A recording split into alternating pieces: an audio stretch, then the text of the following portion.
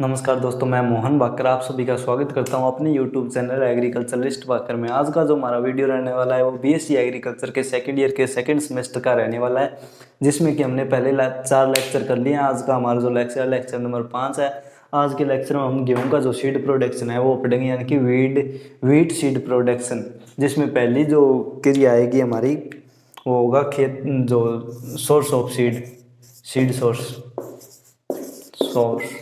Seed source मैंने आपको कल वाली प्रक्रिया में बताया था, वो सेम का सेम हो गया। यानी कि बीज एक प्रमाणीकृत संस्था से लेना चाहिए और बीज का जो टैग है उसको देख कर ही बीज को खरीदना चाहिए, और बीज का जो टैग है वो बुआई के बाद संभाल कर रखना चाहिए।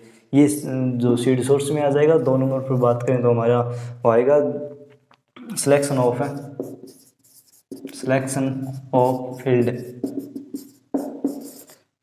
ऑफ फील्ड में बात करें तो खेत में पिछले वर्ष उसी फसल को नया बोया गया हो, यानी कि उसी फसल की कोई अन्य किस्म को, अगर उसी फसल की जो हम किस्म का सीड प्रोडक्शन दे रहे हैं वही जो किस्म अगर पिछले वर्ष बोई गई हो और वो सर्टिफाइड हो गई हो तो उस फसल को बो सकते हैं हम। या फिर अगर अन्यथा नहीं बोई जाएगी, यानी कि अन्य किस्म का अगर पौधा है तो वह अगर देख लीजिए, मैं आपको समझा देता हूँ। यहाँ पर अगर ये हम इस वर्ष में, यानी कि जो लेटेस्ट वर्ष है करंट में, अगर हम इसे जो बो रहे हैं वो सोनालिका बो रहे हैं, सोनालिका जो किस्म है गेहूं की वो बो रहे हैं। अगर पिछले साल सोनालिका ही बोई गई हो तो अगर सोनालिका बोई गई हो और इसे सर्टिफाइड कर दिया गया हो तो हम अगले वर्ष भी इसकी बुआई कर सकते हैं। अगर सोनालिका की जो किस्म है उसे सर्टिफाइड नहीं किया गया हो या सोनालिका की जगह राज जो 37 तंत्र है उसे बोया गया हो तो यहाँ पर गेहूं की फसल नहीं लगी, यानी कि पिछले साल गेहूं की कोई अन्य किस्म या जो सर्टिफाइड नया की गई हो वो किस्म बोई गई हो तो वहाँ पर बुआई नहीं होगी। पिछले साल वह फसल नया बोई गई हो या कोई ऐसी किस्म बोई गई हो जो जिस किस्म की हम अब जो पैदावार ले रहे हैं और वो सर्टिफाइड हो, तो वहाँ पर उस ज़मीन में हम गेहूँ की खेती करेंगे। यानी कि वही फील्ड चुनना चाहिए और जो जल निकास है वो अच्छा होना चाहिए, कोई मृदा जनित जो कीट है रोग है वो नहीं होने चाहिए मृदा में, ठीक है। इसके बाद में बात करते हैं हम बुआई की, सोविंग की। 3 नंबर क्या होगा? सोविंग में क्या आएगा? सोविंग में पहले तो हम देख लेते हैं खेत को जो उचित नमी हो उसमें खेत में जो मिट्टी पलटने वाले से हल से जुताई करके उसके बाद 2 से 3 जुताई नॉर्मल हल से करके फिर मृदा को एक टाइम के लिए छोड़ देते हैं पट्टा चलाकर। उसके बाद बुआई से पहले 10 से 15 दिन पहले बुआई इसमें एक जुताई करके बुआई कर दी जाती है और बुआई उचित नमी पर की जाती है। ये तो नॉर्मल बात हो गई। बुआई के समय सीड रेट की बात कर लेते हैं। सीड रेट तो गेहूँ की नॉर्मल जो हम बुआई करते हैं उसमें जो सीड रेट लेते हैं उससे थोड़ी कम ली जाती है। उस समय अगर हम 100 kg ले रहे हैं तो इसमें 80 kg ली जाएगी, यानी कि थोड़ी सी कम। प्रत्येक फसल में जो नॉर्मल सीड रेट लेते हैं उससे थोड़ी कम ली जाती है हमारी जो सीड प्रोडक्शन है उसमें, यानी कि इसमें जो 70 से 80 kg कह सकते हैं हम, 70 से 80 kg है वो सीड रेट ले सकते हैं।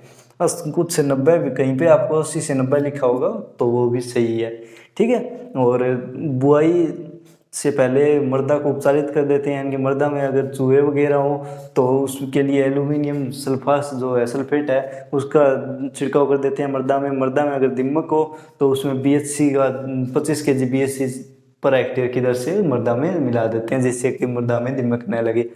और सीड तो जो उपचारित किए हुए आते हैं, अगर हमें सर्टिफाइड सीड की बात करें तो सर्टिफाइड सीड है वो उपचारित आता है, फाउंडेशन सीड है वो उपचारित आता है। तो एक बात यहाँ पर मैं बताना भूल गया आपको, जो ब्रीडर सीड से फाउंडेशन सीड को उत्पादित किया जाता है और फाउंडेशन सीड से सर्टिफाइड सीड को उत्पादित किया जाता है। और ये इसके बाद में हमारी सोविंग कंप्लीट हो गई। सोविंग के बाद में हम बात कर लेते हैं उर्वरक की। 4 नंबर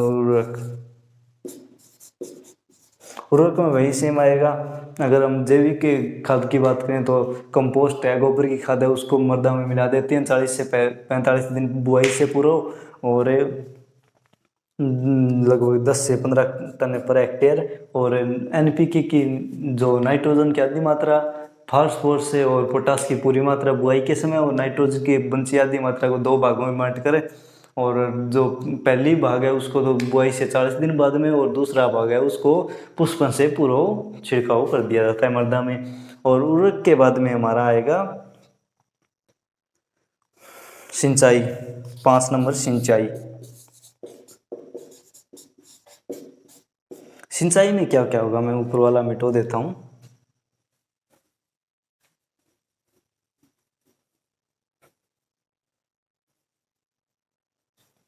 गेहूं में 6 सिंचाइयाँ की जाती है, आपको पता ही होगा। पहली सिंचाई होगी शीर्ष जड़ फुटान, शीर्ष जड़ फुटान। दूसरी सिंचाई होगी गांठ बनते समय, गांठ बनते समय नहीं होगी, कल्ले फूटते समय होगी, कल्ले फूटते समय।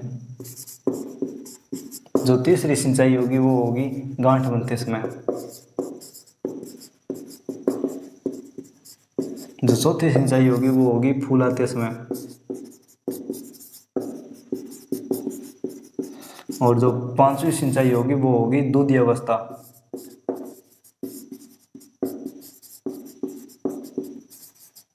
जो 6ठी सिंचाई होगी वो होगी डफ अवस्था। डफ अवस्था यानी कि दाना पकते समय। इसके बाद में आइसोलेशन डिस्टेंस आ जाता है, यानी कि जो पृथक्करण दूरी है वो आ जाती है। ये देख लिया आपने, ये लिख ले सकते हो आप। और इसके बाद में आता है आइसोलेशन डिस्टेंस या पृथक्करण दूरी।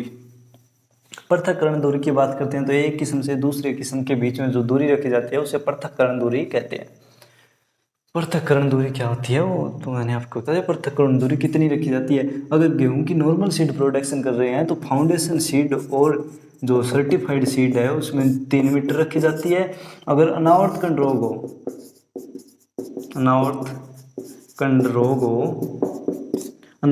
रोग हो तो 150 मीटर कर दी जाती है इस डिस्टेंस को। अगर गेहूं के हाइब्रिड सीड का प्रोडक्शन किया जाता है, हाइब्रिड सीड प्रोडक्शन किया जा रहा हो तो जो हमारी दूरी है वो फाउंडेशन सीड के लिए तो 200 मीटर हो जाती है, सर्टिफाइड सीड के लिए 100 मीटर हो जाती है। अगर इस जो हाइब्रिड सीड प्रोडक्शन कर रहे हो उसमें दूसरी किस्म में अगर अनावर्त कंड रोग हो तो 200 मीटर जो है वो डिस्टेंस रखा जाता है। इसके बाद में हमारा 7 नंबर जो पॉइंट आता है वो होता है फसल सुरक्षा के बारे में। तो फसल सुरक्षा देख लेते हैं। फसल सुरक्षा में पहला तो इंसेक्ट आ जाएगा, दूसरा जो वीड आ जाएगा, तीसरा हमारा जो है डिजीज कंट्रोल आ जाएगा। इसमें वीड की बात कर लेते हैं। वीड एक तो संकरी पत्ती वाले, एक चौड़ी पत्ती वाले। संकरी पत्ती वाले में बात करें तो गेहूंसा आ जाएगा, गेहूंसा। गेहूंसा के लिए आइसोप्रोटोयूरोन। और जो चौड़ी पत्ती वाले हैं जैसे यहाँ पर दिया गया हिरणखुरी, बथुआ, इनके लिए 2,4-D। और हिरणखुरी है वो इसका ऑब्जेक्शनल वीड है। और इसके बाद में हम बात करते हैं हिरणखुरी का जो है फाउंडेशन सीड का सर्टिफाइड कर रहे हैं और जो सर्टिफाइड सीड है उसका सर्टिफिकेशन करवा रहे हैं। तो फाउंडेशन सीड में हिरणखुरी के पर केजी जो सीड है उसमें यानी कि 1 केजी सीड में 2 ही बीज होने चाहिए। फाउंडेशन सीड का सर्टिफिकेशन करवा रहे हैं तो सर्टिफाइड सीड का सर्टिफिकेशन करवा रहे हैं तो उसमें मैक्सिमम है वो 5 सीड हो सकते हैं हिरणखुरी के पर केजी के हिसाब से। समझो आ गया। इसके बाद में बात करते हैं हम रोग की। रोग जो इसमें भूरी रोली लगता है, काली रोली लगता है और पीली रोली लगता है। और अनावर्तकंड हो गया, लूज समट हो गया। अनावर्तकंड तो इस रोग नियंत्रण के लिए मैनकोजेब अन्य कवकनाशी का छिड़काव कर सकते हैं। और इसके बाद में इसमें जो लूज समट रोग है वो कितना प्रतिशत लागू होता है, यानी कि 0.05% और 0.02%, यानी कि ये फाउंडेशन सीड के लिए, ये सर्टिफाइड सीड के लिए इतना अलाउ होता है। इसके बाद में बात करें यानी कि इतना प्रतिशत जो है वो इससे ज़्यादा प्रतिशत अगर इस लूज समट का होगा तो वो सर्टिफाइड के लिए योग्य सीड नहीं होगा। इसके बाद में इसमें आ गए कीट के नियंत्रण के लिए इसमें क्लोरोफाइरिपोस,